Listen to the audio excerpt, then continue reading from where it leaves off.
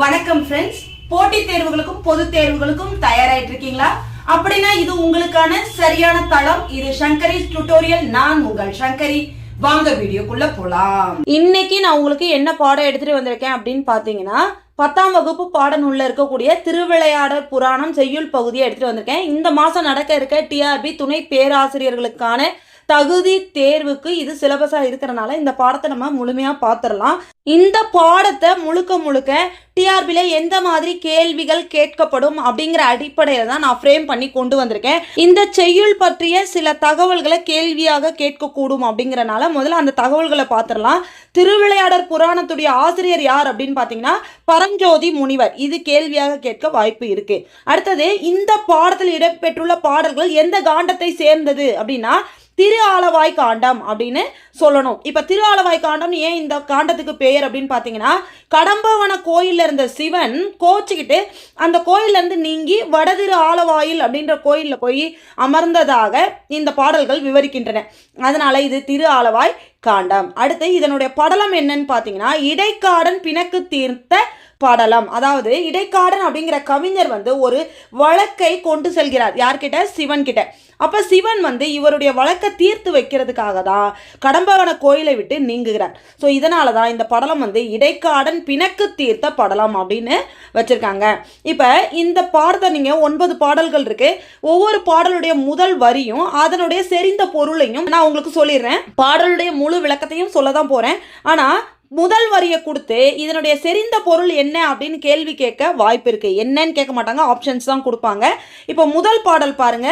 கழிந்த பெரும் கேள்வியினான் என கேட்டு என துவங்கும் பாடலுடைய செறிந்த பொருள் அப்படின்னு கொடுத்து சில ஆப்ஷன்ஸ் கொடுக்க வாய்ப்பு இருக்கு. இப்போ இந்த பாட்டுடைய செறிந்த பொருள் என்னன்னு பார்த்தீங்கன்னா, இடைக்காடனார் மன்னனின் அவையில் கவிதை படித்தல். இடைக்காடனார் அப்படின்ற கவிஞர் என்ன பண்றாரு?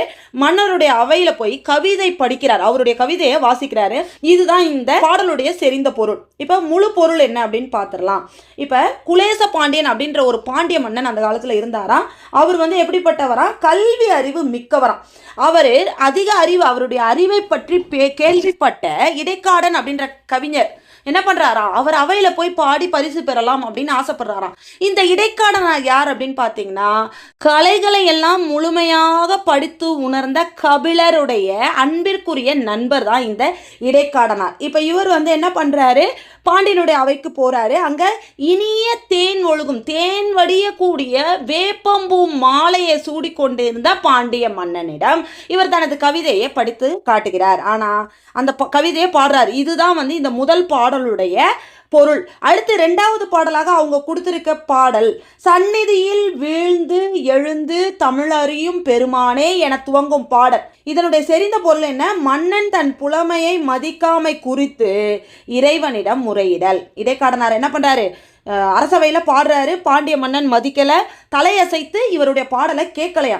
அங்கிருந்து வெளியே வந்த இடைக்காடனார் என்ன பண்றாரு? கடம்பவன கோயிலுக்கு போய் சிவன் கிட்ட தன்னுடைய குறைய சொல்றாரு, முறையிடுகிறார். இப்ப 2வது பாடலுடைய முழுமையான பொருளை பார்த்துடலாம். சந்நிதியில் வீழ்ந்து எழுந்து தமிழ் அறியும் பெருமானே அப்படின்னு சொல்றாரு இல்லையா? அந்த பாட்டோட பொருள் என்னன்னு பாத்தீங்கன்னா, இடைக்காடனார் கடவுள் முன்னாடி, இறைவன் சிவன் முன்னாடி போயிட்டாரு, கோயிலுக்கு போயிட்டாரு. போய் என்ன பண்றாரு? கீழே விழுந்து சாஷ்டாங்கமா விழுந்து வணங்கி எந்திரிச்சு நின்று சொல்றாரு, தமிழறியும் பெருமானே, தமிழை நன்கு அறிந்த இறைவா அப்படின்னு கூப்பிடுறாரு. அவர்கிட்ட என்ன சொல்றாருக்கு? அடியவர்களுக்கு நல்ல நிதி போன்ற செல்வம் போன்றவன். எப்படின்னா சிவனுடைய அடியார்களுக்கு அவர் எப்படிப்பட்டவரா? செல்வம் போன்றவரா. அந்த மாதிரி இருக்கக்கூடிய கடவுளே அப்படின்னு இறைவனை கூப்பிட்டு இறைவன்கிட்ட என்ன சொல்றாரு? பொருட்செல்வமும் கல்வி செல்வமும் நிறைய பெற்ற பாண்டிய மன்னன், வேப்பமாலையை சூடிய பாண்டிய மன்னனிடம் நான் போய் என்ன பண்ணேன்? என்னுடைய கவிதையை வாசித்தேன், என்னுடைய பாடலை பாடி காட்டினேன். ஆனா அவனோ சிறிதும் தலையசைத்து ரசிக்காமல், அவருடைய பிரச்சனை என்னன்னு பாருங்க, பாட்டை தலையசைச்சு ரசிக்கலையாம் அவனுடைய. அதனால அவர் என்ன சொல்றாரு? அவன் ரசிக்கல, என் புலமையை அவன் அவமானப்படுத்திட்டான் அப்படின்னு 2வது பாடல்ல சொல்றாரு. 3வது பாடல், என்னை இகழ்ந்தனோ சொல் வடிவாய் நின். அதாவது இந்த முதல் வரியை கொண்ட இந்த பாடலுடைய முழுமையான பொருள் என்னன்னு பார்த்தீங்கன்னா, இடைக்காடனார் இறைவன் கிட்ட என்ன சொல்றாரு? இந்த மாதிரி செய்ததுனால, அதாவது என் பாட்டை தலையசைச்சு அவன் ரசிக்காதது என்ன அவமதிச்சதா கிடையாது, எழுத்துக்களின் வடிவாக இருக்கக்கூடிய உனது பார்வதி தேவியையும் அந்த எழுத்துக்களின் பொருளாக இருக்கக்கூடிய சிவபெருமானாகிய உன்னையும் தான் அவர் அவமதிச்சிட்டாரு அப்படின்னு கோபமா சொல்றாரு. கோபத்துல அவர் சொன்ன வார்த்தைகள் அம்பு போல இறைவனின் காதுகளை தைத்தனவாம். 2 மற்றும் 3ஆம் பாடல்களுடைய செறிந்த பொருள் ஒன்னே தான், பார்த்துக்கோங்க. இப்ப அடுத்து பாருங்க 4வது பாடல். போன இடைக்காடனுக்கும் கபிலனுக்கும், ஆக அந்த கோவிலை விட்டு இடைக்காடன் மட்டும் இல்ல கபிலனும் கோச்சிக்கிட்டு வெளியே, 2 பேரும் சேர்ந்து கோச்சிட்டு வெளியே போயிருக்காங்க. போன இடைக்காடனுக்கும் கபிலனுக்கும் என்று தொடங்கும் பாடலுடைய செறிந்த பொருள் என்னன்னு பார்த்தீங்கன்னா, இறைவன் கோவிலை விட்டு நீங்குதல். இப்போ இந்த பாட்டில் என்ன வருது அப்போ அப்படின்னு பார்த்தீங்கன்னா, கோச்சிட்டு இவங்க 2 பேரும் வெளியே போயிட்டாங்க. யாரு? இடைக்காடனும் கபிலனும் இந்த மாதிரி சொல்லிட்டு என்ன அவமானப்படுத்தலப்பா, உன்னை தான்ப்பா அசிங்கப்படுத்திட்டாங்க, உன் பொண்டாட்டியை தான்ப்பா அசிங்கப்படுத்திட்டாங்க அப்படின்னு சொல்லிட்டு இவங்க 2 பேரும் கோச்சிட்டு என்ன பண்ணிட்டாங்க, கோயிலை விட்டு வெளியே போயிட்டாங்க. இதை கேட்ட சிவபெருமான் அவர்களுக்கு நியாயம் செய்வதற்காக, இடைக்காடனுக்கு நியாயம் செய்வதற்காக என்ன பண்ணாரு, லிங்க ரூபமாக இருந்த சிவ ரூபத்தை மறைச்சிட்டு அவர் பார்வதி தேவியோட, சிவனும் பார்வதியும் என்ன பண்ணுறாங்க, அந்த கோயிலை விட்டு நீங்கி வெளியே போய் வடக்கு வையை ஆத்து பக்கத்தில் என்ன பண்ணிட்டாரு, வேற ஒரு கோயிலில் போய் தங்கிட்டாரு. 5வது பாடல். அல்லதை எந்தமரால் என் பகைஞரால் கல்வரால். இப்போ இந்த பாட்டு இது பாடலுடைய முதல் வரி. இந்த பாட்டினுடைய செறிந்த பொருள் என்னன்னு பார்த்தீங்கன்னா, கோவிலை விட்டு நீங்கிய காரணம் அறியாது மன்னன் இறைவனை வேண்டுதல். இப்போ கோயிலில் சாமியை காணும், போய் பார்த்தா ராஜாக்கு ஷாக்காக இருக்கும் இல்லையா, அப்போ என்ன பண்ணுறாரு, கடவுளை வேண்டுறாரு.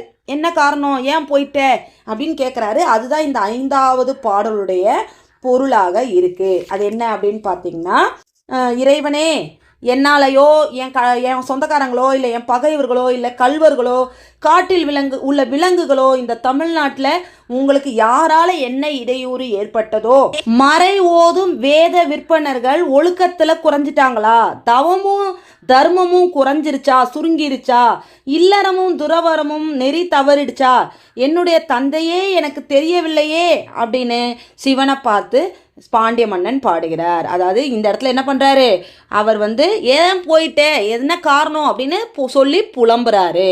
அடுத்து 6வது பாடல். ஓங்குதன் பனை சூழ் நீப வனத்தை நீத்து என துவங்கும் பாடலுடைய செறிந்த பொருள் என்னன்னு பார்த்தீங்கன்னா, பாண்டிய மன்னன் புலம்பினார் இல்லையா, அதுக்கு இறைவனின் பதில், கடவுள் பதில் சொல்லியிருக்காரு. அதுதான் இந்த பாட்டு. இப்போ இந்த பாட்டுடைய விளக்கம், முழு விளக்கம் என்ன அப்படின்னு பார்த்தீங்கன்னா, பாண்டிய மன்னன் புலம்பினார் இல்லையா, அதுக்கு இறைவன் பதில் சொல்றாரு மன்னர்கிட்ட. சிறந்த குளிர்ந்த வயல்கள் சூழ்ந்த இந்த கடம்ப வனத்தை விட்டு ஒருபோதும் நான் போக மாட்டேன். ஆனால் இடைக்காடனார் பாடலை இகழ்ந்த குற்றம் நீ புரிந்தாய். அதாவது இடைக்காடனாருடைய பாடலை நீ மதிக்கலை, இகழ்ந்துட்ட. அதனால் அந்த குற்றம் உன்னிடம் இருக்கே தவிர வேற எந்த குற்றமும் குறையும் எங்களுக்கு இல்லை. நாங்கள் இடைக்காடனார் மீது இருக்க அன்பினால் தான் கோயிலை விட்டு வெளியே வந்தேன், மற்றபடி எந்த காரணமும் இல்லை அப்படின்னு விளக்கம் சொல்கிறாரு. அடுத்து 7வது பாடல் பாருங்க. பெண்ணினை பாகம் கொண்ட பெருந்தகை அப்படின்னு ஆரம்பிக்கிற இந்த பாடலுடைய செறிந்த பொருள் என்னன்னு பார்த்தீங்கன்னா, மன்னன் தன் பிழையை பொறுத்து அருளுமாறு இறைவனிடம் வேண்டுதல். இப்போ என்ன பண்ணுறாரு மன்னர், காரணம் தெரிஞ்சிருச்சு உடனே. அப்போ என்ன பண்ணுறாரு, கடவுள்கிட்ட என்னை மன்னிச்சிருங்க அப்படின்னு சொல்லி அவர் அருள் செய்ய சொல்லி கேட்குறாரு. என்னாச்சோ ஏதாச்சோன்னு பாண்டிய மன்னன் புலம்பும் போது அசரீரியாக ஒரு குரல் பதில் சொல்லியிருக்கு. இந்த காரணத்தினால தான் நாங்கள் கோயிலை விட்டு நீங்கிட்டோம் அப்படின்னு. அப்போ வானத்திலிருந்து ஒலித்த இறைவனின் சொல் கேட்டு பாண்டிய மன்னன், உமையை ஒரு பாகமாக கொண்ட மேலான பரம்பொருளே, புண்ணியம் செய்தவனே, சிறியவர்களின் குற்றம் பொறுப்பது பெரியவர்களுக்கு பெருமை அல்லவா. அதாவது என்ன சொல்றாரு, என்ன மாதிரி சின்ன பிள்ளைங்க செய்கிற தப்ப உன்ன மாதிரி பெரியவங்க பொறுத்துக்கிறது நல்லதல்லையா, நல்லது தானே என்று தன் குற்றத்தை பொறுக்க வேண்டி வணங்கினான். அப்போ இந்த மாதிரி நான் தெரியாமல் பண்ணிட்டேன், சின்ன பிள்ளைத்தனமாக பண்ணிட்டேன், மன்னிச்சிரு அப்படின்னு கேட்குறாரு.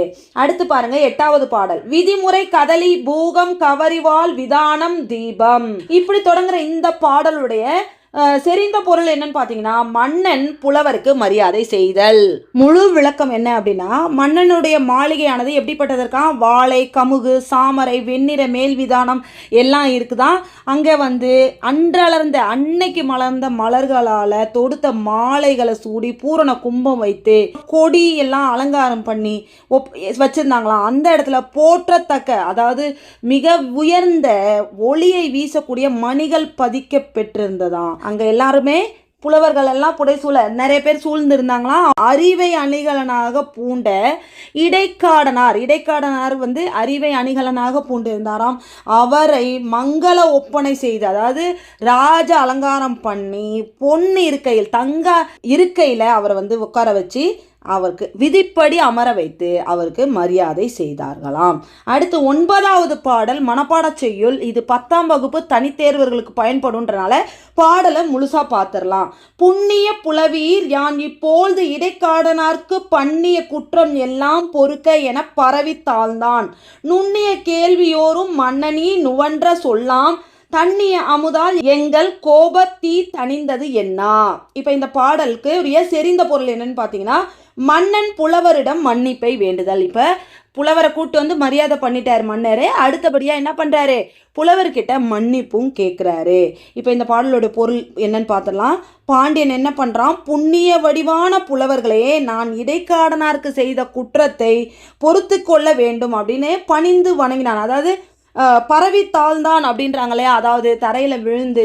பல புலவர்கள் கூடியிருக்க சபையில் இடைக்காடனாரை பொண்ணு இருக்கையில் அமர வைத்து இவர் என்ன பண்ணுறாரு, எல்லார்கிட்டையும் மன்னிப்பு கேட்குறாரு. எல்லா புலவர்கள்கிட்டையும் இடைக்காடனாருக்கு நான் செய்த குற்றத்திற்காக மன்னிப்பு கேட்குறேன்னு சொல்லி தரையில் விழுந்து கும்பிட்டுட்டாரு. இதெல்லாம் பார்த்துட்டு இருந்த அவையில் இருந்த நுணுக்கமான அறிவை உடைய புலவர்கள் என்ன சொன்னாங்களா, மன்னா நீ பேசிய குளிர்ச்சியான வார்த்தைகளை எங்கள் செவிகள் கேட்டதன் மூலம் எங்கள் மனசில் இருந்த கோபம் என்னும் தீ வந்து அணைந்து விட்டது அப்படின்னு கோபத்தை தீர்த்துக்கிட்டாங்க, மன்னிச்சிட்டாங்க.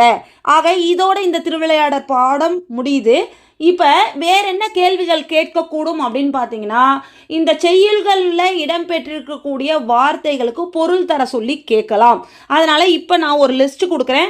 வார்த்தைகளை நேரடியாக கொடுத்து பொருள் கேட்பாங்கன்னு சொல்ல முடியாது. செய்யுளுடைய ஒரு வரியை கொடுத்து அதில் ஒரு வார்த்தையை அண்டர்லைன் பண்ணி அதனுடைய பொருள் என்ன, இந்த பாடலில் அந்த பொருள் என்ன அப்படின்ற மாதிரி தான் கேட்பாங்க. இப்போ நான் அந்த வார்த்தைகளையும் பொருளையும் கொடுத்துட்றேன்.